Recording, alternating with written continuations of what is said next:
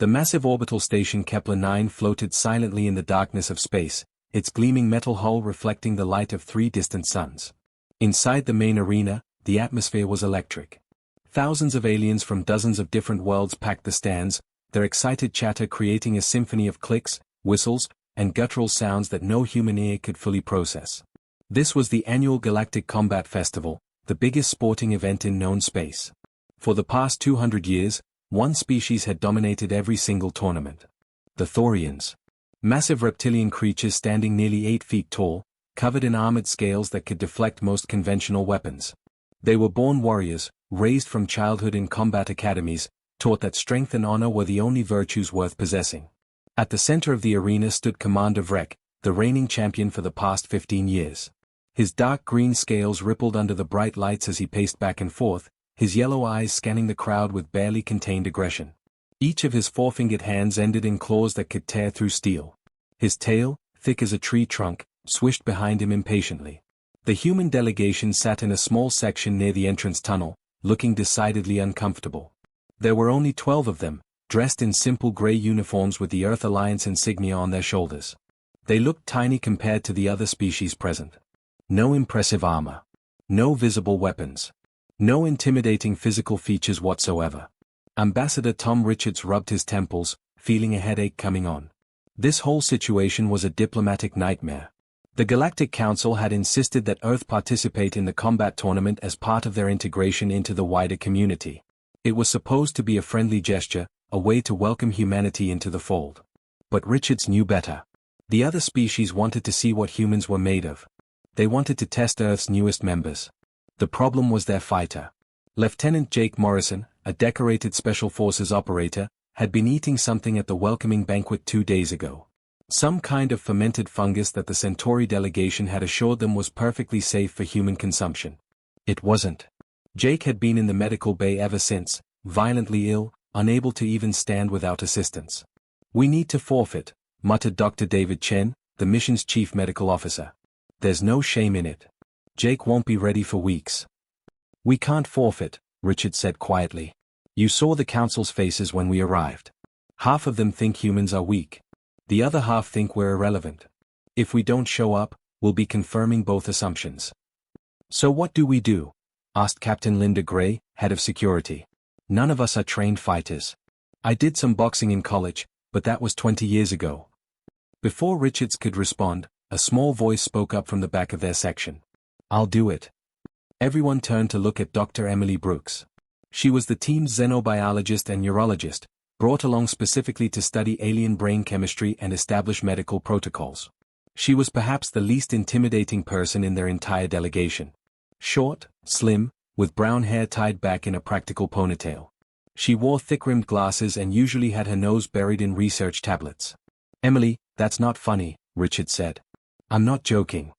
She stood up, setting down her tablet. "I can do this." "You're a scientist," Chen said gently. "You study brains, you don't break them." "I studied neuroscience at Stanford," Emily replied calmly. "But I also trained in mixed martial arts for 12 years. Competed at the national level before I went to grad school. I know what I'm doing." The delegation stared at her in shock. Linda was the first to recover. "Why didn't this come up in any of your files?" "Because it's not relevant to my job," Emily said simply. "But right now, it is. Look, I'm not saying I'll win. But I can at least show them we're not afraid." Before Richards could argue further, a booming voice echoed through the arena. The announcer, some kind of floating jellyfish creature, was addressing the crowd in heavily accented English. "And now, the moment we have all been waiting for. The newest species to join our great confederation will face our champion. Humans, present your warrior." The crowd erupted in a mixture of excited chirps and skeptical growls.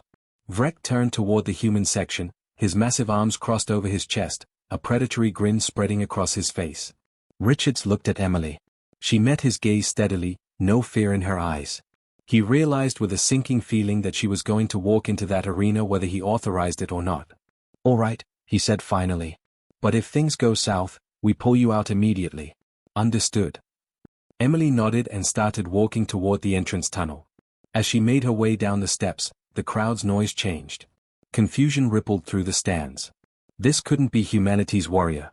She looked more like a researcher than a fighter. Some of the aliens began laughing. Others exchanged concerned glances, wondering if this was some kind of human joke they didn't understand. Vrek's grin widened as Emily climbed into the ring. The top of her head barely reached his chest. He leaned down, his hot breath washing over her face, smelling of sulfur and meat. This is what humanity sends. His voice was deep, resonant, filled with contempt. A soft little creature who studies books? Your species insults me with this offering. Emily took off her glasses and handed them to the referee, a small insectoid official who looked nervous about the whole situation. I will break you, Vrek continued, straightening to his full height. In 2 minutes, perhaps less. Every species in this arena will watch. They will see what happens when prey tries to challenge a predator. They will learn that humans are weak, fragile, and have no place in our galaxy. This is your only warning. Surrender now, and I will make it quick. The arena fell silent. Everyone waited for the human to back down, to show fear, to run. Instead, Emily rolled her shoulders, loosened her neck, and looked up at the towering alien warrior. Her voice was quiet but clear in the sudden stillness. You finished talking yet? The bell rang out across the arena, a sharp crystalline sound that cut through the thick tension. For a moment, nobody moved. The thousands of alien spectators held their collective breath, waiting to see what would happen when an 8-foot armored warrior met a 5'5" human scientist. Vrek didn't waste time with strategy. Why would he? He had fought hundreds of battles, defeated warriors from dozens of species, and never once had he needed more than brute force to win. He charged forward like a runaway train, his massive feet pounding against the reinforced floor of the ring, his claws extended, ready to grab this tiny human and end the fight before it truly began. Emily didn't run. She didn't even step backward. Instead, she watched Vrek's approach with an almost clinical focus, her eyes tracking his movement, calculating speed and trajectory. Her instructors back on Earth had always praised her for one particular skill. She could slow down time in her mind, break down complex movements into simple geometric problems. Where others saw chaos, she saw patterns. At the last possible second, when Vrek's clawed hand was inches from her face, Emily moved. Not away, but to the side and slightly forward. Her small frame slipped past his massive arm like water flowing around a rock. As his momentum carried him forward, unable to stop his charge, she pivoted on her back foot and drove her elbow into the back of his knee. Not just anywhere on his knee. 3 days ago, while everyone else had been focused on the diplomatic functions, Emily had been studying Thorian anatomy in the station's medical database. She had found something interesting. Thorians, despite their impressive armor and strength, had a nerve cluster behind their leg joints that was almost completely unprotected. An evolutionary weak point that most species never thought to exploit because they couldn't get close enough to matter. Emily got close enough. The impact sent a jolt of pain through Vrek's leg. Nothing serious, but shocking. Unexpected. He stumbled forward, catching himself on the ring barrier, spinning around with a roar of anger. His yellow eyes were wide with surprise. Nobody had ever made him lose his balance before. Lucky, he snarled, though something in his voice suggested he didn't quite believe it. He came at her again, this time more cautiously, using his reach advantage. His arm shot out in a straight punch that would have shattered concrete. Emily ducked under it, feeling the wind of his fist pass over her head. She stepped inside his guard, too close for him to use his strength effectively, and delivered 3 quick strikes to his midsection. Each one targeted a spot she had memorized from those anatomical charts. Vrek grunted, more from irritation than pain, and swung his other arm in a wide backhand, trying to catch her while she was close. This time he connected. His armored forearm hit Emily across her chest and shoulder, lifting her completely off her feet and sending her flying backward through the air. She hit the transparent barrier wall with a sickening thud that made everyone in the human delegation jump to their feet. The impact knocked the wind from her lungs and she felt something crack in her ribcage. 2 ribs, maybe 3. The pain was immediate and sharp, radiating through her entire torso with every breath. The crowd erupted in a mixture of sounds. Some were cheering. Others were clicking in what might have been sympathy. The floating announcer's tentacles waved excitedly as it commentated in several languages at once. A devastating blow. The human is surely finished. No species of her size could withstand such force. Emily slid down the barrier wall, landing on one knee. Blood trickled from the corner of her mouth where she had bitten her lip on impact. Her vision swam for a moment, spots dancing at the edges. Every instinct in her body screamed at her to stay down, to protect her injured ribs, to surrender before she got hurt worse. But there was something else happening inside her body. Something that Vrek and the rest of the aliens in that arena didn't understand about human biology. When humans experience trauma or extreme stress, their adrenal glands dump massive amounts of hormones into their bloodstream. Adrenaline, cortisol, endorphins. It's an ancient survival mechanism, hardwired into human DNA from millions of years of evolution. The body's way of saying you're not done yet, keep fighting, survive. Emily felt it kick in like a switch being flipped. The sharp pain in her ribs became distant, muted, pushed to the back of her consciousness. Her heart rate, which had spiked from the impact, began to steady. Her breathing, though shallow from the broken ribs, found a rhythm. Her vision cleared and sharpened. The world seemed to slow down slightly. She pushed herself up from the floor, using the barrier wall for support. Blood dripped from her chin onto the white mat, leaving small red spots. The crowd noise changed again, confusion replacing certainty. She should be unconscious. She should be begging for medical attention. Every other species would be. Ambassador Richards was shouting something from the stands, probably telling her to quit, but Emily couldn't hear him anymore. Her focus had narrowed to a single point. The massive alien warrior standing 15 feet away, his chest heaving with exertion, his expression shifting from triumph to confusion. Emily wiped the blood from her mouth with the back of her hand and looked at it for a moment. Then she looked up at Vrek and did something that nobody expected. She smiled. Not a friendly smile. Not a nervous smile. A predator's smile. The kind of expression that humanity's ancestors wore when they tracked wounded prey across the African savanna. "Your turn's over," she said quietly, her voice steady despite the pain. Then she moved forward. This time, she didn't wait for him to attack. She came at him, and something in her movement made Vrek take an involuntary step backward. In all his years of combat, he had never seen prey move toward him like that. It was wrong. It violated every natural law he understood about predator and prey relationships. Emily's fist shot forward, faster than before, catching him in the throat right where his scales were thinnest. As he gagged and raised his hands to protect his neck, she swept his leg, the same one she had targeted earlier. This time when he stumbled, she was ready. She jumped, using his bent leg as a step, and drove her knee into his face. Green blood exploded from Vrek's nose, spattering across the mat. He roared in pain and anger, staggering backward, and for the first time in his long career as champion, Commander Vrek felt something he had never experienced in the arena before. He felt afraid. The green blood dripping from Vrek's nose changed everything. For 2 centuries, Thorian warriors had dominated these tournaments without ever being truly hurt. They had won through overwhelming power, through genetic advantages that made them nearly unstoppable.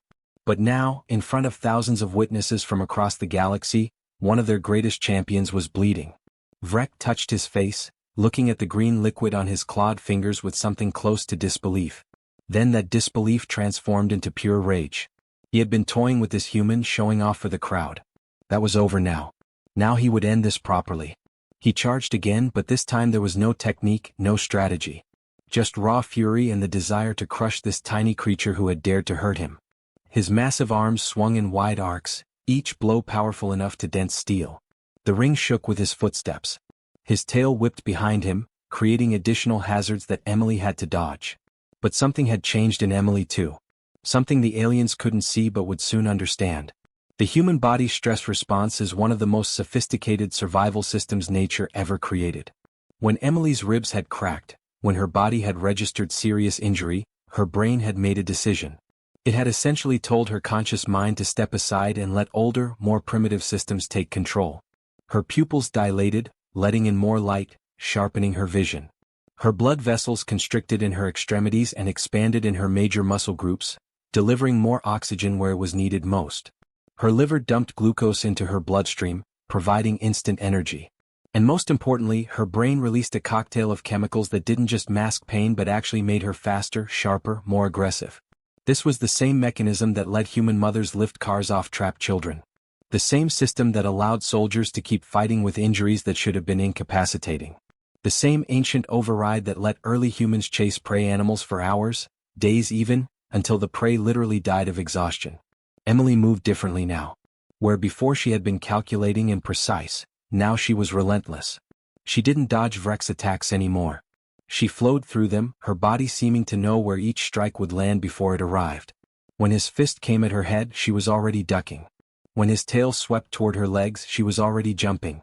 And every time she evaded, she struck back. Not wild swings or desperate jabs. Each strike was targeted, efficient, brutal.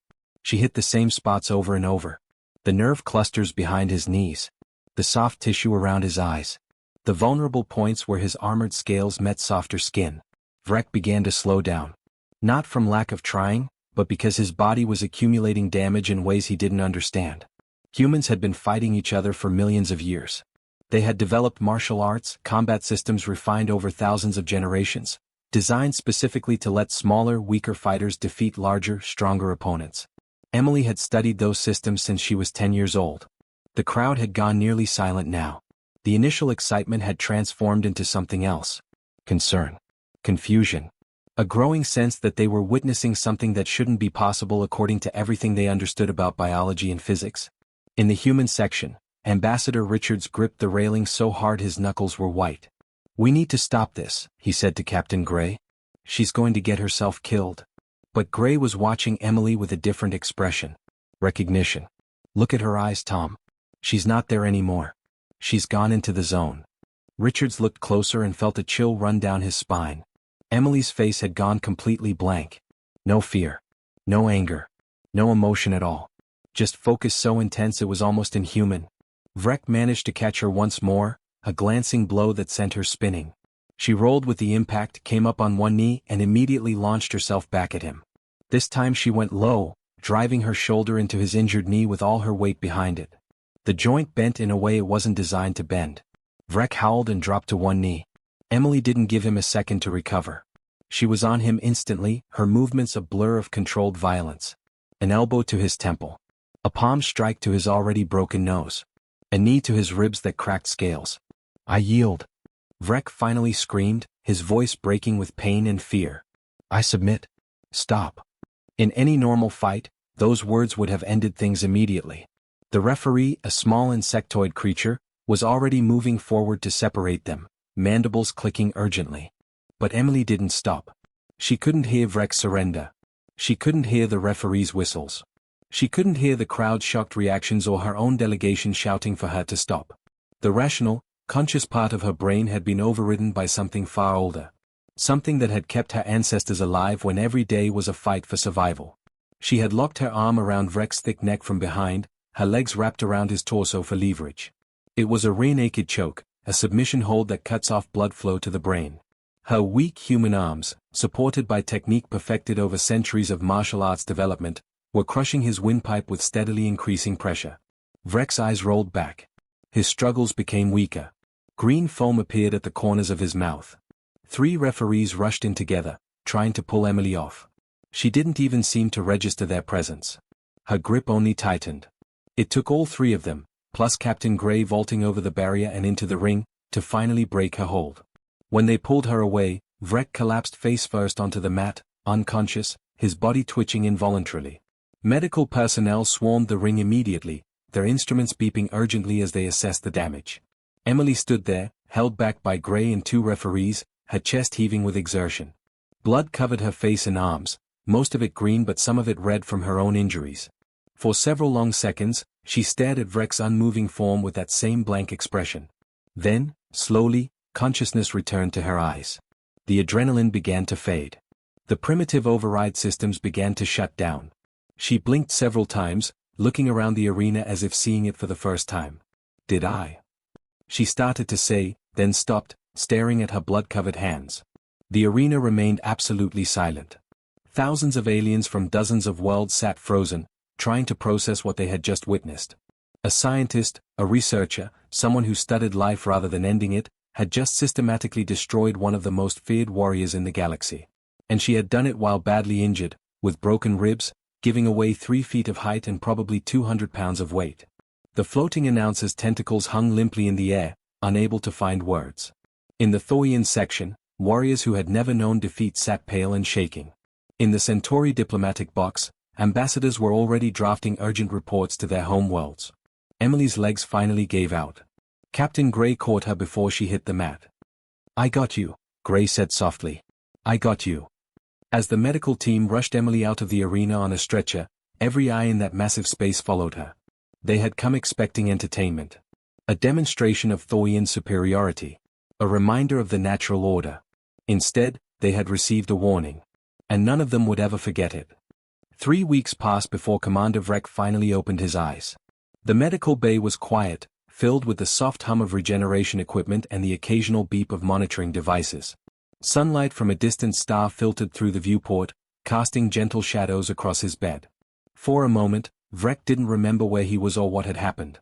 Then the pain hit him. A dull, throbbing ache that seemed to radiate from every part of his body.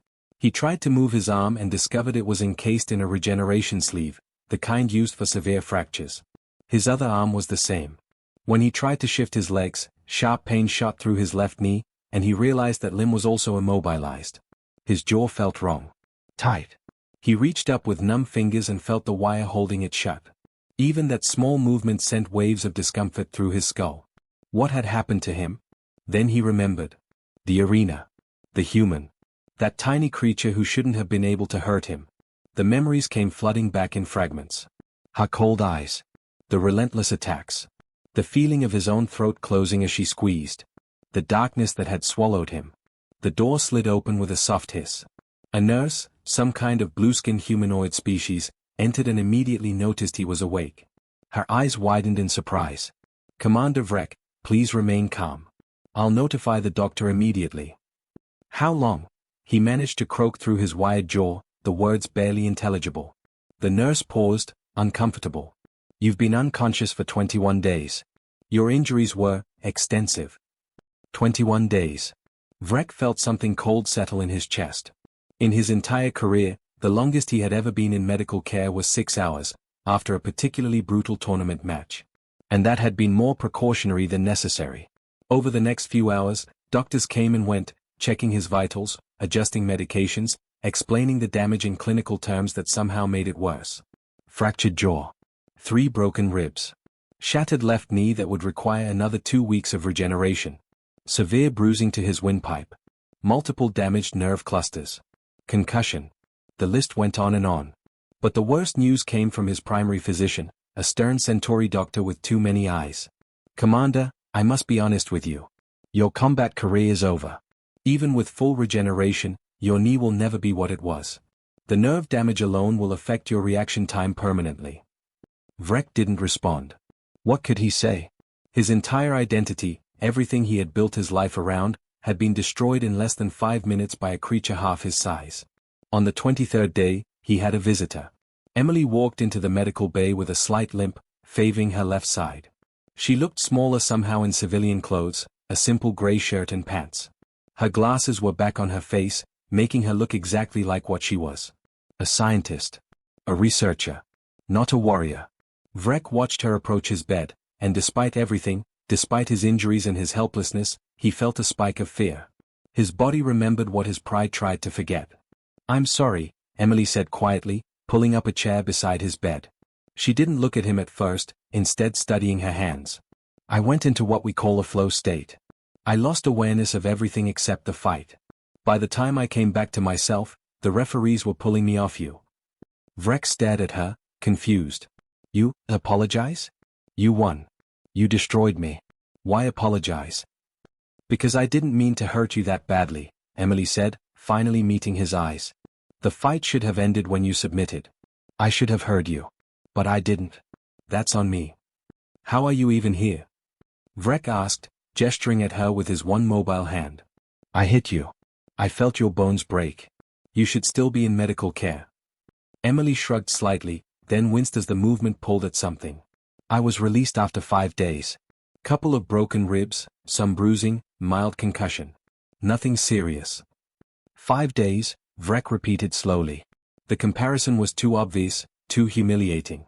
I have been here for 23. Human bodies heal differently, Emily said. We have high pain tolerance, fast recovery times. It's how we evolved. We're not the strongest species, or the fastest, or the most armored. But we're really good at taking damage and keeping going. Why? Vrek asked, genuine confusion in his voice. Why would evolution create such a thing? Emily leaned back in her chair, considering the question. My ancestors, hundreds of thousands of years ago, they weren't apex predators. They couldn't kill prey with claws or teeth or venom. So they developed a different strategy. Persistence hunting. They would find an animal, something faster and stronger, and they would just chase it. 4 hours. 4 days sometimes. The prey would run until it collapsed from exhaustion. Then the humans would catch up and make the kill. She paused, making sure he was following. To do that, you need a body that can ignore pain, that can push past normal limits, that can keep functioning even when it should shut down. You need a brain that can enter a state where nothing matters except continuing forward. That's what humans are built for. Endurance. Persistence. Not giving up. Vrek felt something shift in his understanding of the universe. Your entire species evolved to be, what? Unkillable? Not unkillable, Emily corrected. Just really, really hard to stop. There's a difference. A long silence fell between them. Medical equipment beeped steadily. Somewhere down the hall, another patient was talking to a doctor. Finally, Vrek spoke again, his voice quieter now. You are a scientist. Not a warrior. You said this yourself. That's right. But you fight like this? You know how to do this. Emily smiled slightly. On Earth, almost everyone learns some form of fighting. Sometimes it's for sport. Sometimes for exercise. Sometimes for self-defense. Sometimes just for fun. I trained in mixed martial arts from the time I was 10 years old until I went to university. Competed nationally for a while. Then I decided I was more interested in studying brains than rattling them. But you still train? I still train, Emily confirmed. Most of us do. It's just part of our culture. Vrek's eyes widened slightly, which was painful with his facial injuries. A horrible realization was dawning on him. If you are not even a warrior, if you are just a scientist who trains for fun, then what are your actual warriors like? Emily was quiet for a moment. When she spoke, her voice was gentle, almost sympathetic. Commander Vrek, the person we were supposed to send to fight you was a man named Jake Morrison. He's a lieutenant in Earth's Special Forces. He's trained every day of his life since he was 18 years old, specifically for combat. Real combat. Not sport. Not tournaments. Warfare. She let that sink in for a moment before continuing. Jake is still on this station, recovering from food poisoning. When he watched footage of our fight, you know what he said? He said I was too nice. That I pulled my punches. The color drained from Vrek's face, his scales losing their usual vibrant green. We sent scientists to the stars, Emily said softly. Diplomats. Merchants. Explorers. Teachers. People who wanted to learn about the galaxy and make friends. Our warriors? Our soldiers? They're still on Earth, Commander. And I really hope you never have to meet them. She stood up, preparing to leave, but paused at the door. I genuinely am sorry I hurt you so badly. That wasn't my intention. I hope you heal fully and find a new path forward. Then she was gone, leaving Vrek alone with his thoughts and his injuries and a new, terrifying understanding of humanity's place in the galaxy. The footage spread across the galaxy faster than anyone could have predicted. Within hours of the fight ending, every major news network from 100 different worlds was broadcasting the match. Within days, it had been viewed billions of times. Within a week, it had become the most analyzed piece of combat footage in galactic history. But nobody was watching it for entertainment anymore. In the Thorian Military Academy on their home world, every single instructor gathered in the main hall to watch the fight in complete silence. These were warriors who had trained for decades, who had never known defeat, who had built an empire on the certainty of their physical superiority. They watched their champion, one of their greatest fighters, get systematically dismantled by a human scientist who barely came up to his chest. When the footage ended, the silence continued for nearly a full minute. Then the Academy's senior commander, a scarred veteran of 50 campaigns, spoke just 2 words. Show it again. They watched it 17 times that day. And each time, they noticed something new. The way the human moved. The efficiency of her strikes. The complete absence of wasted motion. The way she targeted weaknesses that Thorian warriors didn't even know they had. But most disturbing of all was what happened after she was injured. The way she became faster, more aggressive, more dangerous. It violated every principle of combat they understood. On the Centauri homeworld, the Military Strategic Council convened an emergency session. Holographic displays filled the chamber, each one showing different angles of the fight, with biological data streaming alongside. Pause it there, said General Voss, pointing at the moment when Emily took the hit that broke her ribs. Look at her biochemical readings. Her pain receptors are firing at maximum. Her body registers catastrophic injury. But watch what happens next. The footage advanced frame by frame. On the biological display, chemical compounds began flooding Emily's system. Adrenaline levels spiked to what should have been lethal concentrations. Endorphins surged. Her heart rate, instead of becoming erratic, actually stabilized into a steady combat rhythm. "It's an override system," said Dr. Krell, the Council's chief medical advisor. "When humans experience severe trauma, their bodies have an emergency response that essentially tells them to ignore the damage and keep fighting. It's not conscious. It's automatic." "But that should kill them," another general objected. "Those chemical levels should cause system failure." "For us, yes," Krell agreed. "But humans evolved with this system. Their bodies are built to handle it. More than that, they are built to use it. When this response activates, they become measurably faster, stronger, and more aggressive than their baseline capabilities." General Voss stared at the frozen image of Emily's face, blank and emotionless, covered in blood. "So you're telling me that when humans get hurt badly, they don't get weaker. They get more dangerous." "Exactly." The council chamber fell silent. Finally, the Supreme Commander spoke, her voice heavy with concern. "We need to reassess every military projection involving humans. Immediately." Similar conversations were happening on worlds across the galaxy. The KRYNN Dominion, known for their tactical brilliance, ran computer simulations for days, trying to model human combat capabilities. The results were disturbing. In individual combat, humans were formidable. In small unit tactics, they were devastating. But in large-scale warfare, if they fought with the same relentless persistence they showed in that arena, they could be nearly unstoppable. The Galactic News Network ran a special investigation program. They interviewed xenobiologists, military experts, and historians. One segment became particularly famous, featuring a Centauri professor of evolutionary studies. "The thing we need to understand," the professor explained to his audience of trillions, "is that humans are pursuit predators. That's extremely rare in the galaxy. Most intelligent species evolved as either ambush predators or prey animals who developed intelligence to avoid predators. But humans? They evolved to chase their prey until it died of exhaustion." The host, a floating jellyfish creature, pulsed with confusion. "But surely the prey would be faster." "It was faster," the professor confirmed. "Much faster. So humans couldn't catch it in a sprint. Instead, they would track it for hours, days even, maintaining a steady pace, never stopping. The prey would run in bursts, exhaust itself, rest, then run again when the humans appeared. Eventually, the prey's body would fail. Its muscles would seize. It would collapse. And the humans would be right there, barely tired, ready to continue." "That sounds horrifying." It was. For the prey. The professor pulled up an image of ancient Earth. This hunting method required several specific adaptations. Exceptional endurance. The ability to track targets over vast distances. A cooling system that never overheats. A body that can push past pain and exhaustion. And perhaps most importantly, a mind that can enter a state of complete focus where nothing matters except continuing forward. The state we saw in the arena. Exactly. When that human female was injured, her body activated systems that are millions of years old. Systems designed to keep her hunting, keep her fighting, keep her moving forward no matter what. That's not training. That's biology.